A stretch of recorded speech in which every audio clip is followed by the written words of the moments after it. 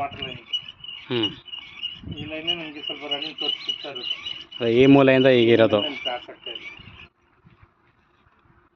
ಇದು ಯಾವುದೋ ಒಂದು ಸಣ್ಣ ಲೈನು, ಅದೇನು ಅಷ್ಟು ಫ್ಲೋ ಕಾಣಿಸ್ತಾ ಇಲ್ಲ.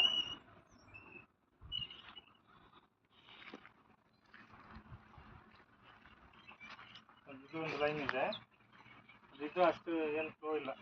ಏನೋ ಗ್ಯಾಪ್ಗಳು ಸಿಗ್ಬೋದು, ಫಾರ್ಮೇಷನ್ ಚೇಂಜ್ ಆಗ್ಬೋದು. ಇದು ಗ್ಯಾಪ್, ಇದು ಇದರಲ್ಲಿ ನೀರಿದೆ.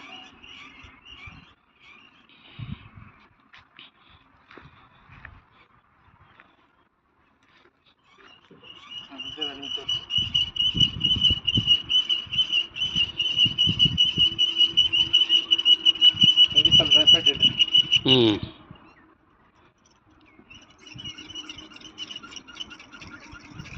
1.5 ಇಂಚ್ ಬರುತ್ತೆ ಸರ್ ಇದು.